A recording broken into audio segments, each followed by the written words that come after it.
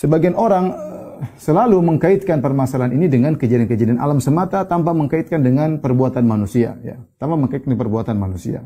Sehingga ketika terjadi bencana, seakan-akan kejadian alam hanya kejadian geologi atau misalnya gempa atau apa hanya pergeseran lempengan bumi dan yang lainnya, ya, atau gejolak lava dan lahar dalam gunung, seakan-akan suatu hal yang biasa. Ya, kita katakan benar tidak salah ketika seseorang mengkaitkan perbuatan kejadian-kejadian ini dengan gejala-gejala alam. Tapi ingat, alam itu tidak berjalan sendirinya. Alam benda mati, ada yang menggerakkannya. Ya, ada yang menggerakkan alam tersebut, ada yang mengaturnya, ada yang menjadikan ini dan itu. Dan ketika Allah melakukan kejadian-kejadian alam ini pasti ada sebabnya. Pasti ada sebabnya. Sebabnya adalah kembali kepada perbuatan manusia. Makanya Allah Subhanahu wa taala berfirman, "Dhaharal fasadu fil barri wal bahri bima kasabat aydin nas liyudhiqahum ba'dhal ladzi amilu la'allahum yarji'un." Telah nampak kerusakan di daratan di lautan. Ya. Kenapa telah nampak kerusakan di daratan di lautan? Bima kasabat aydin nas, akibat perbuatan manusia. Allah ciptakan itu semua buat apa? Liyudhiqahum ba'dhal ladzi amilu, agar mereka merasakan akibat dampak sebagian perbuatan mereka. Tujuannya apa? La'allahum yarji'un, agar mereka kembali. La'allahum yatadarra'un, agar mereka tunduk kepada Allah. Ya. Ini yang harus kita ingatkan. Jadi ketika kita berhadapan dengan musibah apapun, benar kita jelaskan secara ilmu pengetahuan, secara sains, secara kedokteran, secara medis, secara geologi, secara ilmu apalah, ya. Tetapi jangan lupa kita selipkan bahwasanya kita harus kembali kepada Allah Subhanahu wa taala. Harus bertobat kepada Allah Subhanahu wa taala, ya.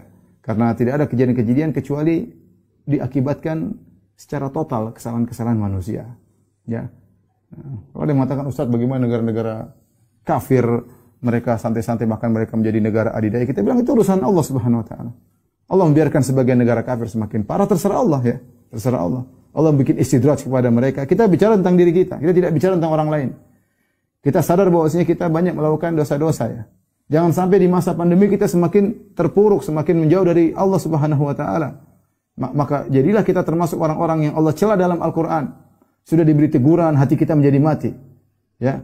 Walakin qasat qulubuhum, kata Allah, tapi hati mereka menjadi mati, menjadi keras. Apa yang Allah kirimkan tanda-tanda, ghafilun, mereka lalai. Dan Allah sebutkan orang seperti itu. Ya.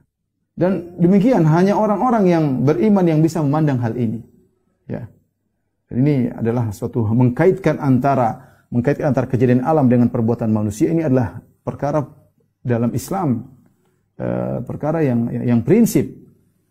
Sebagian orang tidak mengkaitkan hal ini, hanya mengkaitkan kejadian alam dengan sekedar materi saja, tanpa mengkaitkan dengan akibat perbuatan manusia, ya.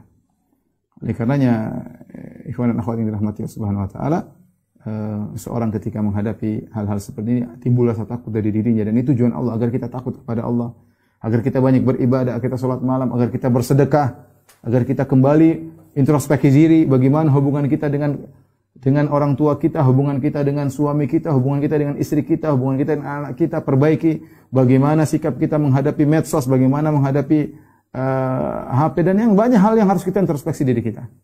Ya, pandemi berkepanjangan, belum selesai. Entah kapan sampai selesai. Wallahu a'lam bishawab. Jangan sampai kita semakin terpuruk.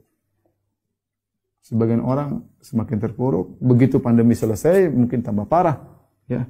Seakan-akan lepas daripada ketakutan, kemudian semakin bermaksiat kepada Allah, maka waspada. Jadi Allah Subhanahu wa taala menurunkan ayat-ayat ini, ya, bagi orang yang beriman, maka dia akan semakin takut kepada Allah, dan dia menjadikan kejadian-kejadian seperti ini sebagai berkah bagi dirinya agar dia bisa semakin bertakwa kepada Allah Subhanahu wa taala. Oleh karenanya diriwayatkan dari Ibnu Mas'ud radhiyallahu taala anhu, ketika disebutkan ada khasf, yaitu ada longsor, ya, kejadian kemudian misalnya longsor memakan korban banyak, ya, maka beliau berkata, kunna ashabu Muhammadin sallallahu alaihi wasallam na'udul ayati barakah. Ya, kami dahulu para sahabat Nabi sallallahu alaihi wasallam memandang ayat-ayat seperti ini, yaitu tanda-tanda yang Allah kirimkan, ya, adalah sebagai keberkahan. Keberkahan buat apa? Maksudnya para ulama menjelaskan, yaitu dijadikan sarana oleh para sahabat untuk semakin menambah amal soleh. Semakin menambah amal soleh. Ya. Dan ayat-ayat yang Allah kirimkan banyak. Jadi saya katakan ada namanya gempa bumi, ada namanya tsunami, ada namanya wabah, pandemi, ya. Ada namanya tingkatan ekonomi semakin jatuh. Misalnya bisa jadi dalam bentuk ketidaktentraman, kondisi negara yang kacau, dan banyak hal. Jangan dianggap bahwasanya itu semua terjadi alami saja. Tidak, itu semua akibat perbuatan kita sendiri. Ya. Akibat perbuatan kita sendiri. Kondisi yang carut marut, kondisi saling memusuhi, saling menjatuhkan, itu karena perbuatan kita sendiri. Maka kita tidak perlu menyalahkan orang lain, kita introspeksi diri kita. Kita ngajak orang lain untuk membenahi diri masing-masing. Karena kita tahu bahwasanya akan ada pertanggungjawaban setelah di hari kebangkitan.